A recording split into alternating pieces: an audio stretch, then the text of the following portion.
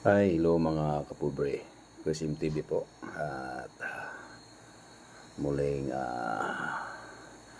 namamarayag sa inyong mga kamay, sa inyong mga puso na sana mag-subscribe kayo at mag-share sa aking mga video. Katawaan man o hindi, naging masaya man kayo o hindi sa aking mga video, bigay tulong na rin po sa ating mga suportahan natin mga walang-wala sa buhay. Ang Kusim TV po na-stop muna ang kanyang pagbibigay tulong sa mga kapuspalad natin mga kababayan na sa malayo sa kabiasnan. Dahil walang-wala na po tayo ngayon at tayo po ay nag-uumpisa muli na makabangon sa mga nagdaan natin na nakaraan na hindi natin kalain na maging ganito ang ating buhay, na magiging balik probinsya buhay tayo. Buhay probinsya tayo ulit.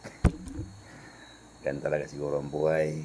Kasama natin ang kakambal natin ng pagsubok sa buhay. No? Nawa malampasan natin ang lahat ng mga ating problema sa mga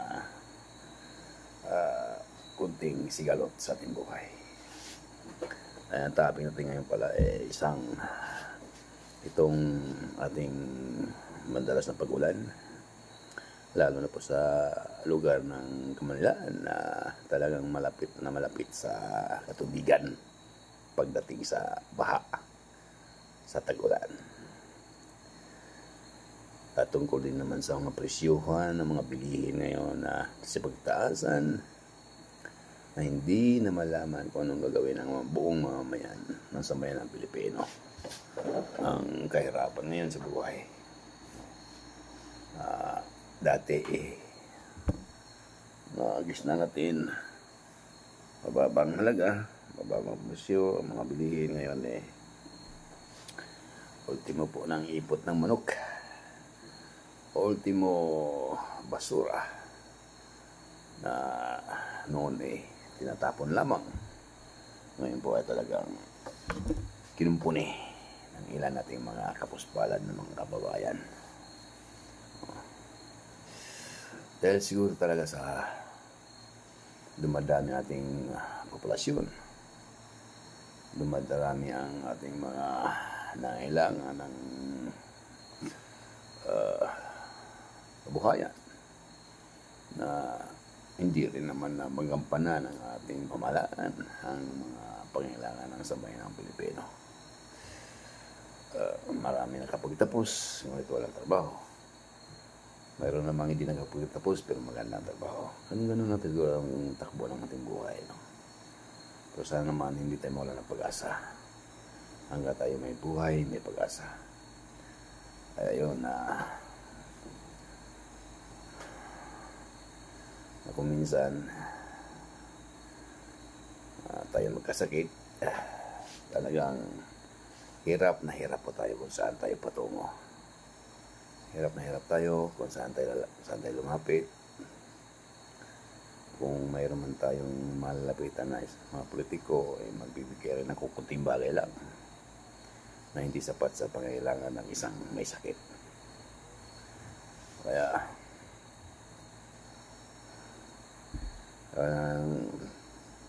isa rin sa mga problema natin yung pagtaas ng bilihin.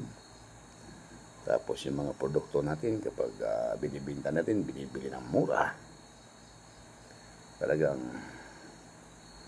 kawawa po tayong magsasaka. Maglulupa ay ka nga. At anong tanim mo, nagpapahirap pa ng pagtatanim, nagpapahirap pa ng pag-harvest, bayad ka sa pagtatanim, bayad ka sa pag-harvest. Pero bibilihin lang ng ilan po nating negosante.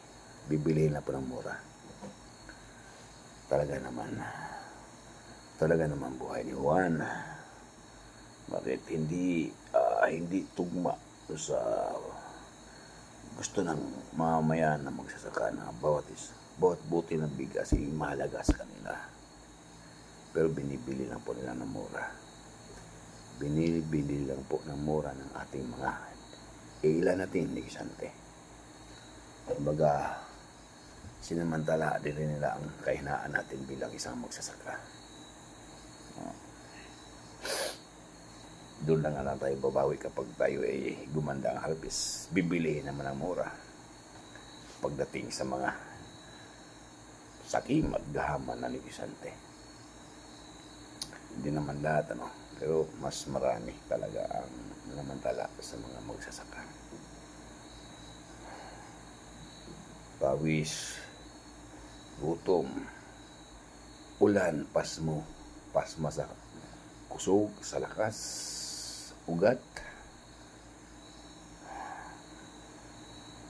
Grabe, ang hirap ng magsasaka. Grabe, ang hirap po namin magsasaka. Pero pag may dumating na harbisan, pagdating sa harbisan, bibili ng mura. Kung hindi mo naman ibinta sa mura, bibitinin naman nila ng mga negosyante para mapilitan na maibinta ang murang halaga ang mga produkto ng mga magsasaka. Hindi sila rin nag-uusap din yan na nag-usap-usap rin mga yan na bibitin natin yan para mapilitan sila magbinta ng mura. Ganun yung mga strategy ng ilan nating mga gahaman na mga negosyante. Tapos bigas ngayon dito sa probinsya napakataas. Hindi maintindihan yung klaseng bigas. Dami ng mga halo-halo, hindi ba maintindihan yung sinanduming, hindi na totoong sinanduming. Parang may mga halo na pagsaing mo, mayroong matigas, mayroong malambot. Hindi mawarian ang sistema ng ilan natin mga negosyante. Mayroon talagang hindi anis, mayroon ding anis. Ika nga, talaga naman, ang diskarte talaga sa tao talagang hindi mawala. Makapaglamang lang sa kapwa. Sabagay, Diyos na rin ang bahala sa kanila kung ano man ang kanilang harapin sa pagdating ng araw. Basta tayo, pagpatuloy lang po tayo kung ano po ang maganda nating ginagawa sa ating kapwa. Pagpatuloy lang po natin mga kapobre. Huwag na po tayong gumaya sa mga taong mapaglamang sa kapwa.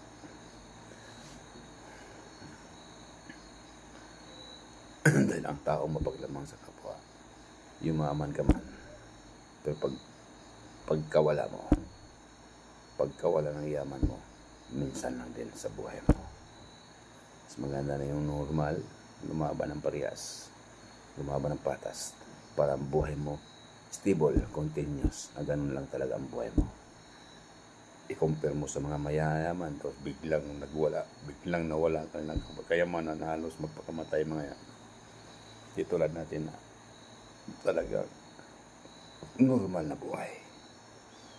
Lalo na po sa mga taong lumalaban ng patas, lumalaban ng parehas.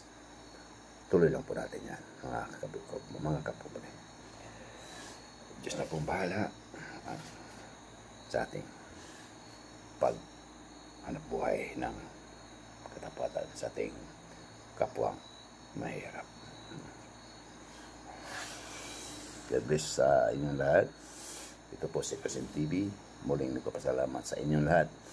Shout out po sa lahat ng mga legit supporters ng Chrism TV sa ating YouTube channel Chrism TV at sa ating Facebook page Chrism Solis Charity Vlog. Nawa ano man ang aking mga video, natutuwa man kayo o hindi, sana takilitin mali na lang po ninyo at bigyan ng daan para tayo po ay makapagbigay ng tulong sa ating kapwang mahirap na inumpisa natin noong 2003 pa lang. Ngayon medyo natigil dahil wala, balik buhay probinsya na po tayo. Ganun pa man, stay alive po tayo. God bless sa ating lahat. Amen. Thank you. I love you all.